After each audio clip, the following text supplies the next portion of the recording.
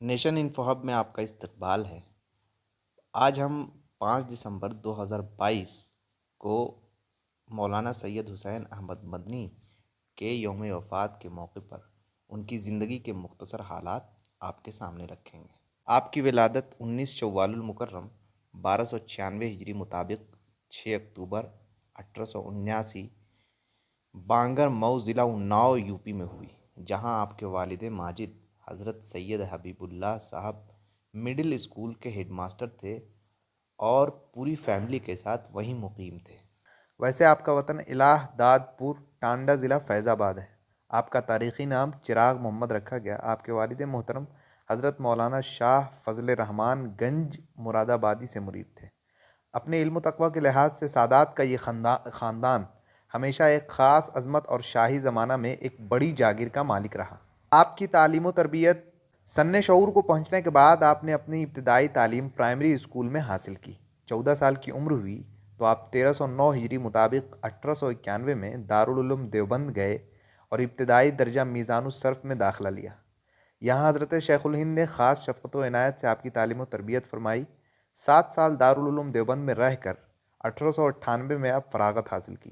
دارالعلوم دیوبند میں آپ نے جن اکابر علماء سے استفادہ اور شرف تلمذ حاصل کیا، ان میں شیخ الہند حضرت مولانا محمود حسن صاحب دیوبندی، حضرت مولانا ذوالفقار علی صاحب، حضرت مولانا عبدالعلی صاحب، حضرت مولانا خلیل احمد صاحب سہارنپوری، حضرت مولانا حکیم محمد حسن صاحب، حضرت مولانا مفتی عزیز الرحمن صاحب عثمانی، حضرت مولانا غلام رسول صاحب ہزاروی، حضرت مولانا حافظ محمد احمد صاحب، حضرت مولانا حبیب الرحمن وغیرہ کے نام شامل ہیں۔ دارالعلوم دیوبند کے نصاب کی تکمیل اور 7 سال یہاں کے علمی ماحول میں گزارنے کے بعد جب وطن مالوف تشریف لے گئے تو 1306 ہجری میں آپ کے والد ماجد شوق ہجرت میں مدینۃ الرسول صلی اللہ علیہ وسلم کے لیے ماں اہل و عیال رخت سفر باندھ چکے تھے۔ آپ بھی والدین کے ہمراہ روانہ ہو گئے۔ روانگی حجاز سے قبل آپ قطب الاقطاب حضرت مولانا رشید احمد گنگوہی سے بیعت ہو چکے تھے اور انہی کے حکم سے مکہ مکرمہ میں سید الطائفہ حضرت حاجی امداد اللہ مہاجر مکی سے کسب فیض کیا۔ حضرت حاجی صاحب کی خدمت میں 2 ماہ رہ کر پھر مدینہ منورہ میں والد ماجد کے ساتھ مقیم ہو گئے۔ مدینہ منورہ آ کر آپ نے زہد و تقوی، توکل و اخلاص اور سادگی کی زندگی اختیار کی۔ ہر چند آپ نے ہندوستان سے ہجرت کا قصد نہیں فرمایا تھا، تاہم والد صاحب کی حیات تک آغوش پدری کو چھوڑ کر ہندوستان واپس آنا پسند نہیں کیا۔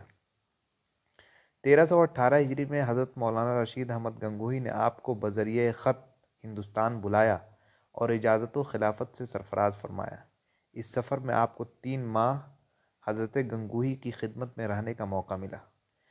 قیام مدینہ منورہ کے زمانے میں تقریباً 16-17 سال تک مسجد نبوی میں درس حدیث کی خدمت تنگی و عسرت کے باوجود خالصتاً اللہ پر توکل کرتے ہوئے انجام دیا۔ عموماً روزانہ تہجد کے بعد سے لے کر عشاء کے بعد تک 12 گھنٹے تک مسلسل تفسیر، حدیث، فقہ کے درس و تدریس کا مشغلہ جاری رہتا۔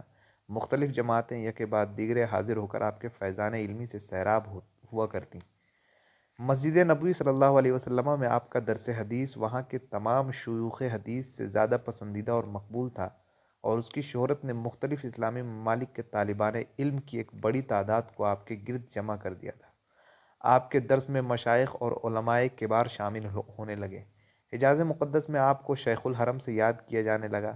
حجاز کی مقدس سرزمین اور خاص مسجد نبوی صلی اللہ علیہ وسلم میں ایک ہندوستانی عالم کی جانب اس قدر کشش اور قبول عام کا باعث آپ کے طریقۂ درس کی اس خصوصیت کو سمجھنا چاہیے جو آپ کو دارالعلوم دیوبند کے اساتذہ سے ورثے میں ملی تھی۔ مدینہ منورہ کے قیام کے زمانے میں آپ کئی مرتبہ ہندوستان تشریف لائے۔ 1329 ہجری مطابق 1911 میں تقریباً 1 سال دیوبند میں قیام فرما کر تدریسی خدمات بھی انجام دیں۔ 1333 ہجری مطابق 1915 میں جب حضرت شیخ الہند سیاسی مصالح کے پیش نظر حجاز مقدس تشریف لے گئے تو آپ کے ہاں قیام فرمایا اور آپ ہی کے ذریعے سے ترکی کے وزیر جنگ انور پاشا اور کمال پاشا سے ملاقات فرما کر اپنی انقلابی اسکیم ان کے سامنے پیش کی تھی۔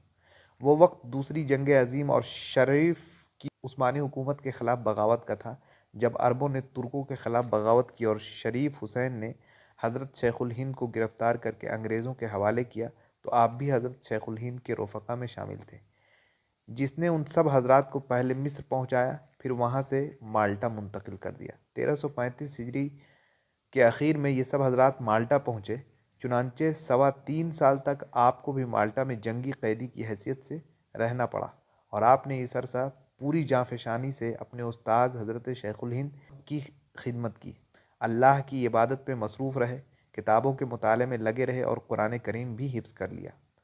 1338 ہجری مطابق 1920 میں رہائی کا حکم صادر ہوا تو آپ حضرت شیخ الہند کی معیت میں ہندوستان تشریف لائے۔ مالٹا سے واپسی کا زمانہ تحریک خلافت کا آغاز کا زمانہ تھا۔ آپ یہاں پہنچ کر حضرت شیخ الہند کی قیادت میں سیاست میں شریک ہو گئے۔ اس زمانے میں آپ کے مجاہدانہ اور سرفروشانہ قربانیوں نے مسلمانوں کے دلوں کو آپ کی عظمت و محبت سے لبریز کر دیا تھا۔ اس دوران مولانا آزاد نے کلکتہ میں ایک نیشنل مدرسہ عالیہ قائم کیا اور حضرت شیخ الہند سے فرمائش کی کہ اپنے خواص میں سے کسی کو تدریس کے لیے وہاں بھیج دے۔ اس پر انہوں نے آپ کو کلکتہ جانے کا حکم دے دیا۔ آپ نے اپنی خواہش پر اپنے استاذ حضرت شیخ الہند کی رضا کو ترجیح دی اور زیادہ دور نہ گئے ہوں گے کہ حضرت شیخ الہند کی وفات کی خبر آ گئی۔ آپ فوراً دیوبند واپس آئے، لیکن حضرت شیخ الہند کی تدفین ہو چکی تھی۔ آپ نے دیوبند میں 3-4 روز قیام کر کے کلکتہ جانے کا عزم فرمایا اور دارالعلوم دیوبند کے محتمم حضرت مولانا حافظ محمد احمد کو آپ دارالعلوم دیوبند میں ہی رہنے کا مشورہ آپ نے دیا، مگر آپ نے کہا کہ کلکتہ جانے کے لیے چونکہ حضرت شیخ الہند فرما چکے ہیں، اس لیے میرے لیے یہی مناسب ہے کہ میں کلکتہ چلا جاؤں۔ اس کے بعد آپ کلکتہ آ گئے اور ایک مدت تک اس مدرسے میں تدریس میں مشغول رہے۔ پھر وہاں سے آسام کی راجدھانی سلہٹ، جو کہ اب بنگلہ دیش میں ہے، منتقل ہو گئے اور وہاں 6 سال حدیث شریف کا درس دیتے رہے، لوگوں کی اصلاح کی، ان میں غیرت، حمیت اور آزادی کے جذبے کی روح کو پھونکتے رہے اور بے شمار لوگوں نے آپ سے فائدہ اٹھایا۔ حضرت مولانا سید حسین احمد مدنی کی شخصیت محض مذہبی شخصیت نہیں تھی، انہوں نے ہندوستان کی آزادی میں اپنا کردار ایک قائد کی حیثیت سے ادا کیا۔ حضرت مولانا سید حسین احمد مدنی ہندوستان کی جہاد آزادی کے صف اول کے قائدین میں سے تھے۔ آپ کو بجا طور پر جانشین شیخ الہند کہا جاتا ہے۔ آپ نے حضرت نانوتوی اور حضرت شیخ الہند وغیرہ اکابرین کے خواب کو شرمندہ تعبیر کرنے کے لیے ہندوستان کی آزادی کی تحریک میں بھرپور حصہ لیا اور جمعیت علماء ہند کے پلیٹ فارم سے ہندوستانی مسلمانوں کی سیاسی قیادت کا فریضہ انجام دیا۔ آپ نے ملک کو آزاد کرانے اس سلسلے میں قید و بند کی صعوبتیں اٹھائیں، قربانیاں دیں اور خلوص و استقامت سے کام کرنے کی ایسی مثال پیش کی جس کی وجہ سے ملت اسلامیہ اس سرزمین پر اعزاز و افتخار کے ساتھ سر اونچا کر کے نام نہاد دعوے داروں کے ساتھ آنکھوں میں آنکھیں ڈال کر بات کرنے، اپنے دین و شریعت اور زبان و تہذیب نیز نظام تعلیم میں اپنی تشخیص اور اپنی ضرورت کا احساس کرانے کی اہل بن سکے۔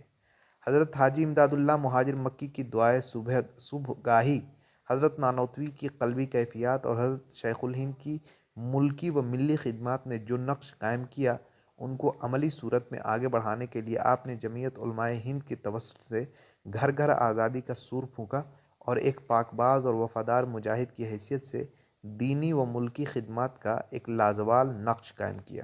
تقسیم ہند کے بعد آپ نے عملی طور پر سیاست سے علیحدگی اختیار کر لی اور درس و تدریس، دعوت و ارشاد اور تعلیم و تربیت میں مشغول ہو گئے۔